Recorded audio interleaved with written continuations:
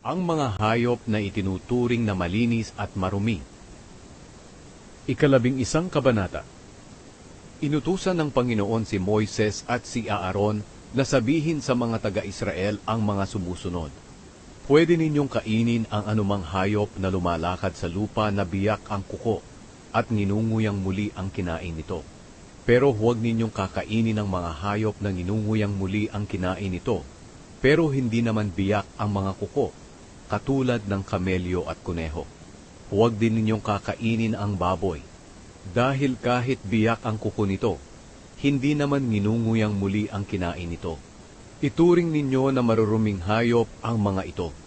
Huwag kayong kakain ng karne ng mga ito, o hihipo ng mga patay na hayop na ito. Pwede ninyong kainin ng mga isda sa dagat o tubig tabang, na may mga palikpik at kaliskis.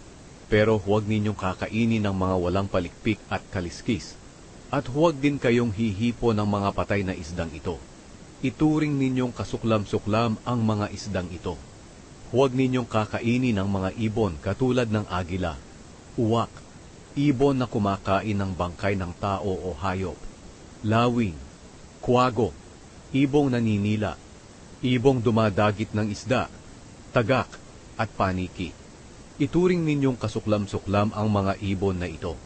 Pwede ninyong kainin ng mga kulisap na lumilipad at gumagapang na may malalaking paa sa paglundag, katulad ng balang, kuliglig, at tipaklong.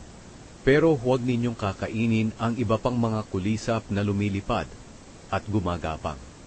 Ituring ninyong kasuklam-suklam ang mga ito. Huwag kayong hihipo ng bangkay ng hayop na hindi biyak ang kuko at hindi nginunguyang muli ang kinain nito. Huwag din kayong hihipo ng bangkay ng mga hayop na 4 ang paa at may kukong pangkalmot. Ituring ninyong marumi ang mga hayop na ito.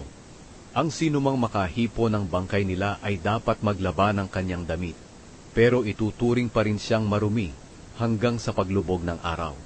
Ituring ninyong marumi ang mga hayop na gumagapang katulad ng daga, bubwit, butiki, tuko, bayawak, buwaya, bubuli, at hunyango. Ang sinumang makahipo ng mga bangkay nito ay ituturing na marumi hanggang sa paglubog ng araw.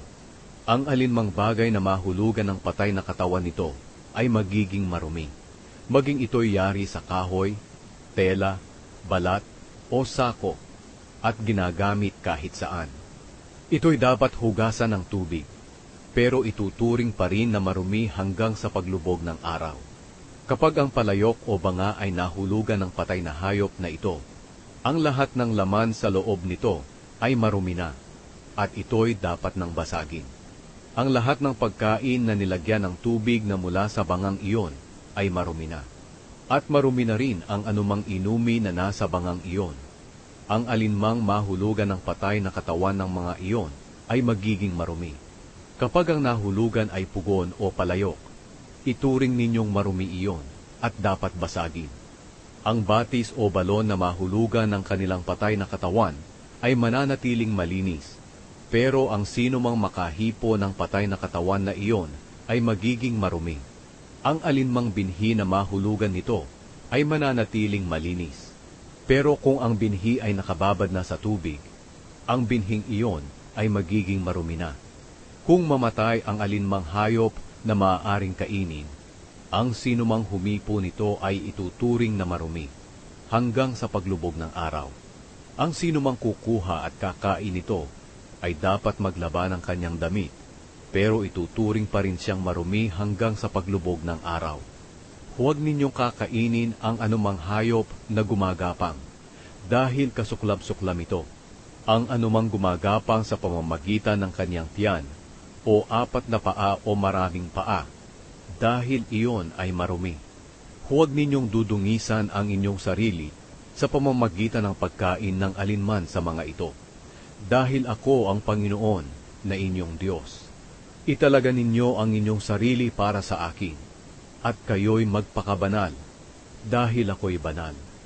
Ako ang Panginoon na naglabas sa inyo sa Ehipto, para ako'y maging Diyos ninyo. Kaya dapat kayong mamuhay ng banal, dahil ako'y banal.